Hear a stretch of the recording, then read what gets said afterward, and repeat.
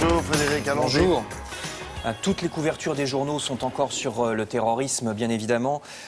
François Hollande va stopper, vous le savez, la diminution du budget des armées, une diminution qui n'est plus tenable avec le terrorisme. Je vous ai mis aussi la photo, vous voyez en haut, de la chroniqueuse de l'Express qui se demande quand enfin l'Europe nous aidera pour nos missions antiterroristes dans le monde, missions qui bénéficient à toute l'Europe, mais que nous sommes les seuls en France à financer, quand donc la France exigera au moins que les dépenses militaires ne soient pas comptées par Bruxelles dans notre déficit public, ça serait la moindre des choses, dit l'Express. Vous trouverez aussi dans le Figaro un article sur les armes utilisées par les terroristes. Le journal explique que les malfaiteurs vont se fournir en Belgique, supermarché des armes lourdes, grâce entre autres aux mafias des Balkans installées là-bas. La police est en train de se pencher là-dessus. Mais la grande question ce matin, c'est la fracture dans la société française. Vous voyez la une du Parisien aujourd'hui en France. Les journaux découvrent ou font mine de découvrir ça depuis une semaine. Vous lirez ce que dit par exemple un prof de Clichy-sous-Bois, banlieue difficile. Il pensait que les tensions allaient se calmer, que les gamins qui disaient n'importe quoi le lendemain du massacre allaient se mettre à réfléchir. Eh bien, raté, c'est même pire. Même ceux qui avaient un discours modéré vis-à-vis de Charlie Hebdo sont en train de se radicaliser, dit ce prof. Les élèves disent de toute façon, les profs sont tous pour Charlie et nous, on est tous musulmans, comme si c'était à opposer. Une seule élève, croisée par le journal, a condamné sans équivoque les attentats, une seule. Le rectorat, lui, refuse de répondre aux questions du journal. Alors, comme ces jeunes ne veulent rien entendre de la part de l'école, qu'en est-il de leur famille, de leurs parents, s'est demandé le journal. Eh bien, c'est pas rassurant.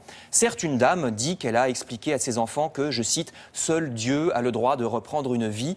Mais un autre monsieur musulman, lui aussi, estime que beaucoup de parents musulmans ne seraient pas très clairs et ne parleraient à leurs enfants que prophète, Dieu, blasphème, journaux qui exagèrent, etc. C'est ces mots. Certains parents propagent même ce cliché, Charlie Hebdo qui s'en prendrait toujours, spécialement à l'islam, alors que non, on le répète, Charlie s'en prend à toutes les religions, il faut apparemment le répéter. Jeunes, ils ont quel âge? Ils ont de 12 à 20 et quelques, donc c'est des jeunes qui normalement ont un peu l'âge de raison quand ils commencent à avoir la vingtaine.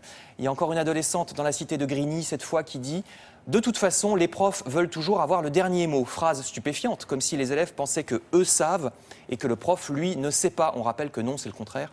D'autres jeunes disent que le policier Ahmed Merabet n'a pas pu être tué par les frères Kouachi parce que, je cite, un musulman ne tue jamais un autre musulman. C'est bien connu. Il y a même des adultes, c'est la photo qu'on voit, qui expliquent que tout ça est un complot d'Israël, je cite, ou même que c'est la faute des ministres juifs qui sont au gouvernement. Propos entendus, vous voyez, à la cité de Grigny. Le Figaro pense à ces pauvres profs qui sont face à ça toute la journée. Et bien sûr, dans cette cité, Dieudonné, lui, au contraire, est écouté. Dieudonné qui va avoir un procès pour apologie du terrorisme, vous le savez, vous voyez sa photo dans Direct Matin. Alors là, les jeunes de banlieue disent pourquoi lui n'a pas le droit de faire des blagues de mauvais goût, alors que Charlie Hebdo, si. Eh bien, c'est tout simple, répond Libération. Non, il n'y a pas de poids de mesure. Les blagues de Dieudonné soutiennent des terroristes qui tuent des gens, alors que les blagues de Charlie Hebdo se moquent des terroristes qui tuent des gens au nom d'une religion. C'est quand même pas compliqué, mais les partisans de la théorie du complot liront-ils cet article de Libération? Je termine donc par beaucoup plus simple, une colombe de la paix en couverture de Elle, ça c'est facile à comprendre, colombe de la paix. Alors ça c'est extrêmement rare parce que je crois, à mon avis ça n'est jamais arrivé et qu'il n'y a pas la photo traditionnelle. Oui, c'est ça, c'est très rare qu'il n'y ait pas de photo à la une de Elle, colombe de la paix qui tient, vous voyez, un crayon dans son bec, on ne tue pas des gens.